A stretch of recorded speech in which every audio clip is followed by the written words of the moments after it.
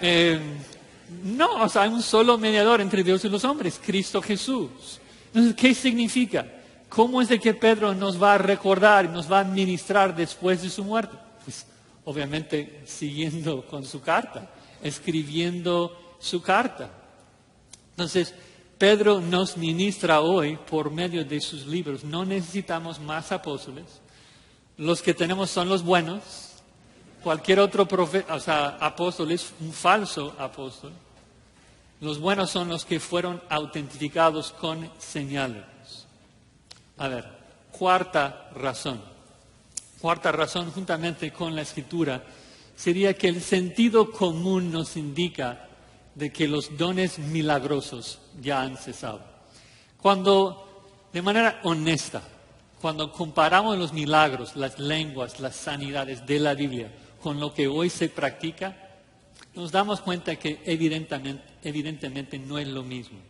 O sea, las cámaras de video, las grabadoras de audio han existido desde hace muchos años ya. Las lenguas que se graban por los carismáticos no son idiomas que se comparan con Hechos 2. Los milagros que se graban no se comparan con los milagros de la Biblia. Son trucos.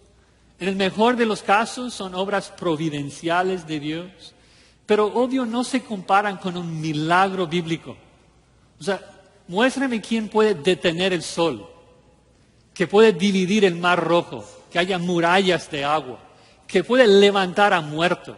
O sea, muéstrame un milagro como los milagros que vemos en la Escritura. Personas que llevaban los pañuelos de Pablo a los enfermos y se sanaban instantáneamente. Para mí, honestamente, insulta a los apóstoles, insulta a los milagros de la Biblia compararlos con lo que se hace hoy.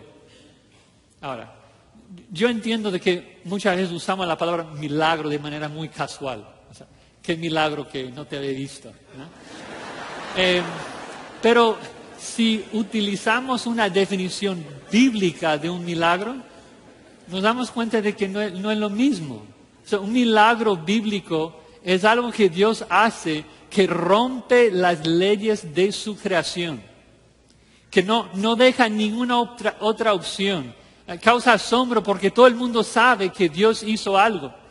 Nadie estaba ahí viendo las murallas de agua pensando, a ver cómo hizo ese truco Moisés. No, o sea, era evidente para todos los milagros. Escuchen lo que dijeron los judíos que odiaban a los apóstoles y estaban tratando de desacreditarlos en Hechos 4:16. ¿Qué haremos con estos hombres? Porque de cierto señal manifiesta ha sido hecha por ellos notoria a todos los que moran en Jerusalén y no lo podemos negar. Indiscutible. Porque si el milagro fuese cuestionable, también lo sería el mensaje del mensajero. El milagro tenía que señalar, tenía que probar del que el mensaje estaba hablando de parte de Dios.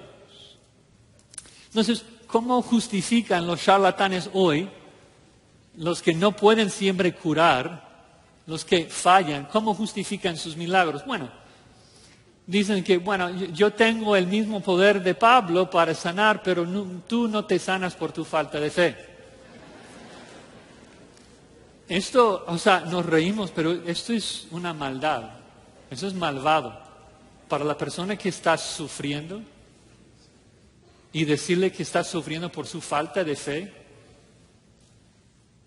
eso es tremendo, eso es terrible, eso destruye. Que sea anatema el falso que haga esto a un hermano nuestro que está padeciendo necesidad. Pero no es lo que haría alguien con el verdadero don de sanidades, ¿no? ¿Qué es lo que Pedro hace en Hechos 3? Sana a un cojo incrédulo que está pidiendo limosna. ¿Cuántos de los incrédulos que Jesucristo sana tenían fe? ¿Cuánta fe tuvo Lázaro para ser levantado? No tenía fe.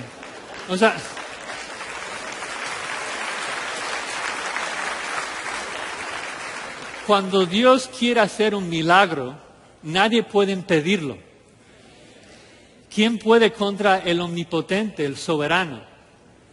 Ahora, algunos carismáticos usan un versículo, Mateo 13:58, donde dice que Cristo no podría sanar por la falta de fe de ellos. Si ves ahí el contexto, te das cuenta de que la gente ni siquiera iba a Él.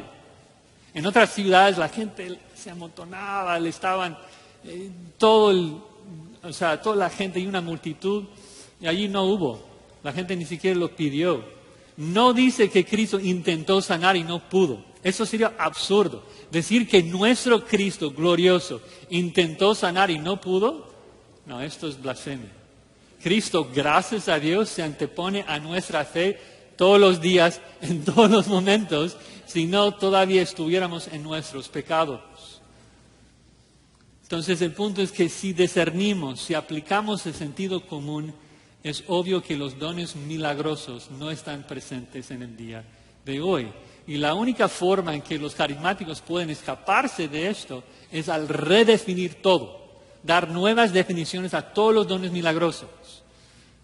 Las lenguas, por ejemplo, en la Biblia, es claro lo que son. Es la habilidad sobrenatural de hablar en un idioma que el que hablaba no entendía, pero los demás sí, o porque entendían ese idioma o por la traducción que vemos en 1 Corintios 14. Pero hoy en día inventan otra definición, ¿no? Pero no, el don de lenguas era hablar misterios por el Espíritu. Y por eso obviamente no puede ocurrir hoy. Porque ¿quién estaba moviendo la lengua de esas personas? Entonces, esas personas no entendían lo que estaban diciendo. Entonces, ¿quién estaba hablando? El Espíritu estaba hablando. Pero el Sicanen está cerrado. El Espíritu no puede hablar hoy. El Espíritu no habla hoy fuera de este libro. Entonces, el don de lenguas no ocurre hoy. ¿Qué tal profecía? Bueno, la profecía siempre en la Biblia era hablar directamente las palabras de Dios. Hoy en día se habla de profecía que es falible. Digo, ¿en serio? Es una contradicción de términos, profecía falible. No puede ser. Todo lo que Dios dice es inerrante. Argumentan de que, bueno, es de que la profecía del Nuevo Testamento es diferente porque los autores del Nuevo Testamento nos instruyen a evaluar la profecía, examinarla. Pero eso no tiene sentido. Hay más instrucciones en el Antiguo Testamento de que debían examinar la profecía. Siempre existía la necesidad de examinar la profecía. ¿Por qué? Porque siempre hubo falsos profetas. Siempre que hubo profecía. ¿Qué tal el don de sanidades? Pues el don de sanidades en la Biblia curaba toda enfermedad, tanto espiritual como físico. Le trajeron a Pedro todos los enfermos y los endemoniados y exactamente todos eran sanados. Hechos 5:16. Pedro pudo haber entrado en un hospital, vaciarlo, totalmente, sin problema. De hecho, anécdota, yo trabajé por 5 años como un capellán aquí en un hospital en Los Ángeles. Y uno de mis trabajos era sacar a los curanderos falsos. La administración secular me pide eso porque causaban muchos problemas. Y yo con mucho gusto lo hacía. Y era fácil, o sea, yo los veía allí en la puerta en la administración y yo les detenía y les decía, mira, si quieres entrar está bien, solamente te pido una cosa. Por favor, quítame de mi cuerpo la mutación genética que yo sufro. Y si lo haces, te dejo y puedes sanar a todos los demás. 5 años, muchísimos intentaron. Y sigo igual de flaco y débil como hace 10 años. Evidentemente nadie pudo sanar. ¿Por qué? Porque es diferente. Es diferente hoy en día. Obviamente Dios sana hoy de manera providencial. Oramos por eso. Vamos a hablar de eso en unos momentos. Pero eso es distinto al don de sanidades. Esos milagros que Dios obraba por medio de los apóstoles. A ver, quinta razón. Los milagros no son normativos en la historia. Los milagros fueron empleados por Dios en periodos de tiempo muy limitados en la Biblia. De hecho, piensen en este libro que narra algunos 6.000 años de historia. Y ¿Y por cuántos años vemos milagros en los 6,000 años de historia? Menos de 200 años. Tal vez un poquito más. Definitivamente menos de 300. Estamos hablando de Moisés y Josué, que establecieron el antiguo pacto. Estamos hablando de Eliseo y Elías durante el divorcio de las 10 tribus del norte. Y estamos hablando de Jesús y los apóstoles para establecer el nuevo pacto. Son las 3 épocas de milagros en la Biblia. Y de hecho, aun cuando llegamos al fin del escrito de la Biblia, los milagros de los apóstoles desaparecen. Pablo no está sanando gente al final de su ministerio. Cuando comienza su ministerio, está sanando a todo el mundo. Está haciendo gente ciega, está levantando muertos. Cuando Pablo termina su ministerio, en sus últimas cartas, escucha lo que dice a Timoteo, 1 Timoteo 5:23. Ya no bebas agua, sino usa de un poco de vino por causa de tu estómago y de tus frecuentes enfermedades. Y yo siempre me pongo en la piel de Timoteo y digo, oye, Pablo, por favor, ¿sería mucho más trabajo incluir un pañuelito con la carta para que yo pueda ser sanado? Peor, según Timoteo 4:20, Pablo le informa a Timoteo, dejé a Trófimo enfermo en Mileto. Dices, ¿qué pasó? O sea, Trófimo es un colaborador en el ministerio. ¿Lo dejas enfermo porque no puede viajar contigo? O sea, qué mal si Pablo pudo sanarlo. Pero al parecer no pudo. Es el punto. No tendría sentido. El apostolado de Pablo ya fue totalmente autentificado para los tiempos de 2 Timoteo. No hay más razón para certificarlo. Entonces, esto representa un gran cambio en el ministerio de Pablo. Si esto le hubiera pasado al comenzar su ministerio, pues habría muchas más dudas acerca de su apostolado. Oye, ¿por qué no puedes sanar? ¿Por qué no puedes realizar milagros, Pablo?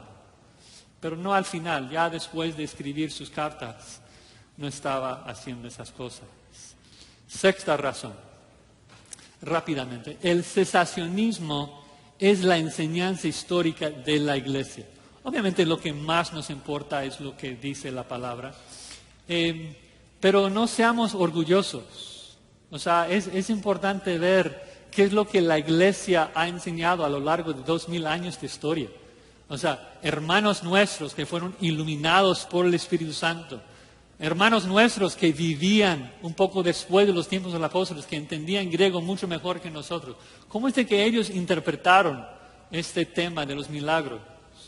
Nos damos cuenta de que el movimiento carismático es nuevo.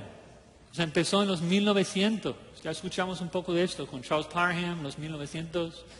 Agnes Osman, la primera cristiana de hablar en lenguas.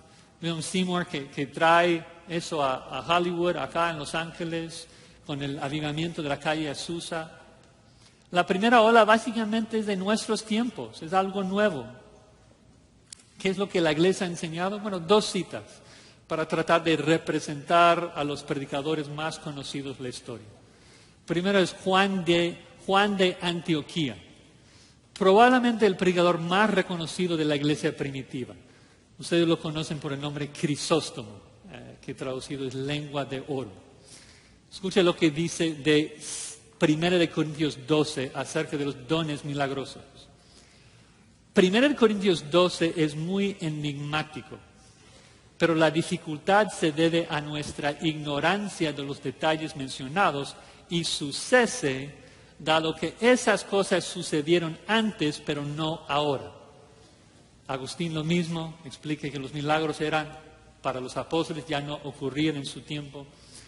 Durante la Reforma, Martín Lutero, igual, los 1500, dice, una vez que la Iglesia fue establecida apropiadamente por esos milagros, las apariciones visibles del Espíritu Santo cesaron.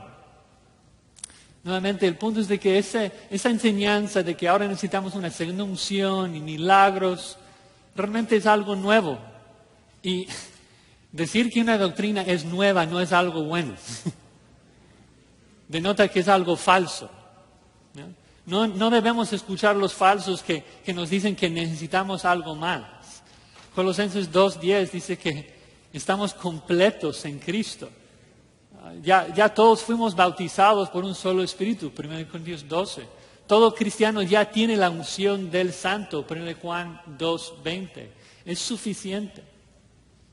Ahora, habiendo dicho esto de los milagros, quiero aclarar de que aunque el don de sanidades no es vigente en el día de hoy, nunca he dicho de que Dios no puede sanar hoy. Hay una diferencia, es una buena distinción.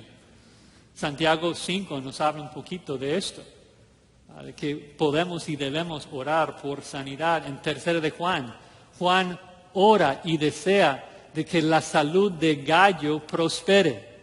No queremos que la gente sufra, no es que buscamos el dolor. Pero aún en eso creo que tenemos que tener cierto cuidado, porque existe una distinción entre un milagro y una providencia, una sanidad milagrosa y una sanidad providencial. Creo que todos nosotros, gracias a Dios, tenemos historias de sanidades providenciales. Junto con ustedes, me imagino, yo he orado por hermanos con cáncer y al día siguiente los doctores no encuentran cáncer. Yo, de los 23 años, yo perdí el uso de mi pierna izquierda. Y duró 6 meses. Los doctores querían amputar mi pierna porque decían que nunca iba a poder usarla. Y sorpresa. Y cuando Dios hace cosas así, debemos glorificarle, darle gracias, atribuirlo a Él. O sea, Él obra en nuestro medio. O sea, su providencia es algo asombrosa. La forma que Él gobierna cada molécula de ese universo para llevar a cabo sus propósitos es maravilloso, es hermoso. El Señor nos dirige en todo esto. Pero un milagro, hermanos, es diferente. Un milagro bíblico es diferente. Si tú buscas nuevamente en una concordancia las veces que ocurre milagro en la Biblia, te das cuenta de que un milagro era romper las leyes de este mundo, hacer cosas que hacía Moisés, los apóstoles, para autentificarlos. Y aunque un cristiano diga que Dios sigue haciendo esos milagros, yo creo que en la práctica, básicamente todo cristiano es un cesacionista. Y déjame ilustrarlo. Ponte que hay un hermano mayor de tu congregación que pasa a la presencia del Señor. Y tú tienes el gusto y el honor de oficiar el funeral. Ponte ahí en la escena. El servicio está por empezar. La viuda, tu hermana, está sentada en el primer banco. Les pregunto, ¿tú bajarías al ataúd, pones tu mano sobre la cabeza del difunto y oras por su resurrección? Creo que todos decimos, no, esto sería muy, muy grosero. No lo haríamos. Pero me pregunto de por qué. ¿Eso sería un milagro difícil para el Señor? ¿Esto hubiera sido un milagro difícil para Pablo, para Pedro, para Jesús? Evidentemente no. La sanidad de alguien con cáncer podría ser una sanidad providencial, Dios sanando usando medios, los medios de su creación. Oramos por eso.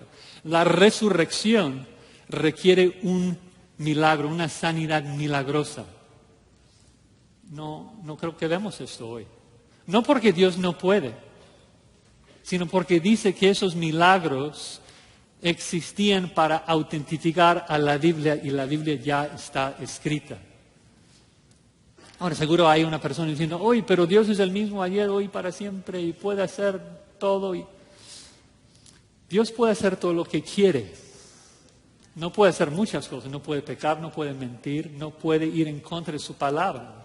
Entonces, si Él nos instruye que los dones milagrosos eran para el primer siglo, eran para autentificar los autores de la Biblia, entonces Él va a hacer lo que Él dice. Última razón, séptima razón, que los dones milagrosos cesaron en el primer siglo, es porque Dios nos da mejores dones. Dios nos da mejores dones. Por eso comencé con la introducción de de Juan 16, porque lo que Dios nos da hoy es mejor. Déjame explicar. ¿Cuál es el propósito de cada don que tú y yo tenemos? Es la mutua edificación del cuerpo de Cristo. Pero te das cuenta de que si hoy en día tú tuvieras el don de sanidades, ese don no edificaría a nadie. No puede, no tiene esa capacidad. Porque aunque me sanes, esa sanidad no me santifica. Imposible, un milagro externo no te cambia. El don de sanidades edificó a la iglesia al confirmar el escrito de la Biblia, al confirmar el testimonio de los apóstoles. Eso es todo. Milagros y sanidades no nos transforman, no nos santifican. Vayan a Lucas 16, un pasaje muy importante. Jesucristo inventa una historia para enseñarnos este principio de que los milagros externos no nos cambian. Recuerden el contexto: un rico muere, va al lugar de tormento esperando el juicio y clama a su padre Abraham por su familia que todavía está vivo. Quiere regresar y evangelizar a su familia. Y dice en Lucas 16, 28, Lucas 16, 28, dice: tengo 5 hermanos para que les testifique a fin de que ellos no vengan también a este lugar de tormento. Y Abraham le dijo: a Moisés y a los profetas tienen, óiganlos. Y él entonces dijo: no, padre Abraham, pero si alguno fuere a ellos de entre los muertos, se arrepentirán. Mas Abraham le dijo: si no oyen a Moisés y a los profetas, tampoco se persuadirán, aunque alguno se levantare de los muertos. ¿Ser testigo de una resurrección te puede cambiar el corazón? No, imposible. La única herramienta que nos santifica es la palabra de Dios, Moisés y los profetas. Hermanos, no corran tras milagros y sanidades y dones que no te pueden santificar. No tienen esa capacidad. No inviertes tu tiempo allí. No vas a crecer en santidad allí. Hay que invertir nuestros esfuerzos en donde está la batalla, en comprender y aplicar y obedecer las Escrituras. Y es por eso que nuestros dones son los mejores, porque se usan para fomentar el crecimiento espiritual entre nosotros. Pensemos nuevamente en ese texto de Juan 16, 7, que es mejor lo que tenemos hoy en el Espíritu Santo. Pensemos en esa gente que experimentó los milagros de Jesucristo. Miles de personas que comieron los panes y los peces. Miles de personas fueron sanados. Pero no olvidemos de la historia. Es esa misma multitud que llenó sus vientres con su comida y recibió sanidad física. Es esa misma multitud que luego clama: crucifícale, crucifícale. Porque los milagros externos no cambian el corazón.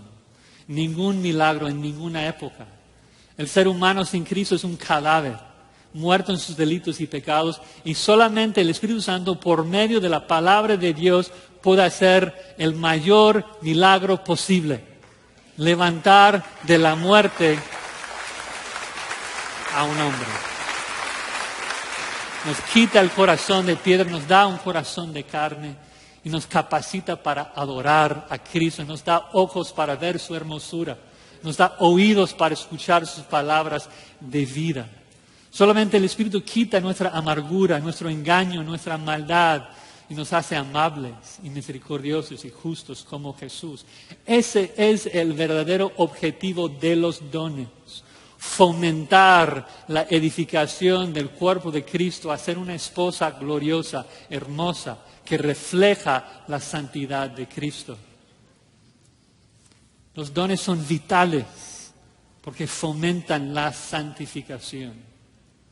¿Entiendes ahora por qué tu don es más esencial, más importante que el don de sanidad? Yo te necesito que me corrijas, que me ayudes, que me sirves. Por eso los dones son los que tenemos.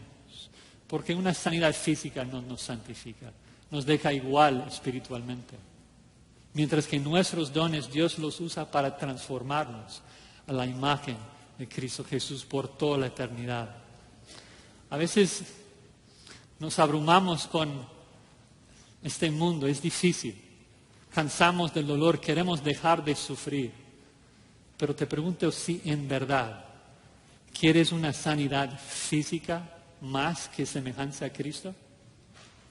Y pensando en particular en los dones, que cada uno de nosotros tenemos un don para el bien de los hermanos, para edificar a los hermanos, te pregunto esto. ¿Qué tal si hay un hermano en tu iglesia lidiando con un pecado y tú supieras que la única manera en que él va a encontrar victoria sobre su pecado es si tú tienes cáncer? Y aún así tú sigues animándole y orando por él y dándole ejemplo. Y es ese ejemplo que el Espíritu Santo usa por su palabra para ayudarle a ganar victoria sobre este pecado. ¿Qué escoges? ¿Qué escoges?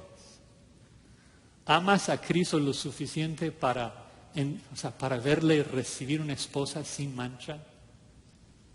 ¿Amas, anhelas que el cuerpo de Cristo sea lo suficientemente santo para poder recibir a Cristo?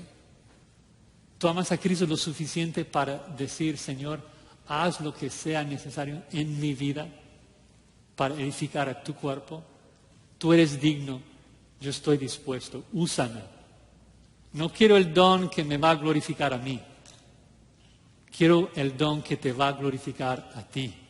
Quiero el don que va a edificar a tu iglesia. Úsame para esto. Qué glorioso, qué bendición que nosotros podamos ser usados por Dios en la edificación de su iglesia, la cual compró con su sangre.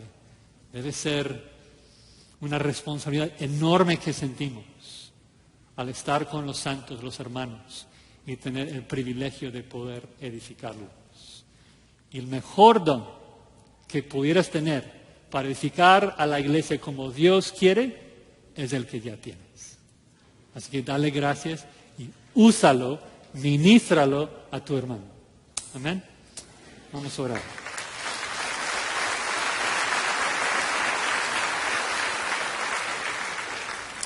Señor, tu verdad es tan clara y nos revela las mentiras de los hombres que quieren robarte de tu gloria. Y damos gracias por la forma que tú nos ministras, gracias por los dones que nos das. Y te rogamos, Señor, que tú nos ayudes a ser fieles mayordomos de esos dones que nos has entregado, para edificar a tu cuerpo, para buscar la santidad, para buscar ser una esposa que refleje las perfecciones de nuestro amado Señor y Salvador Jesucristo. Y es en su nombre que oramos. Amén.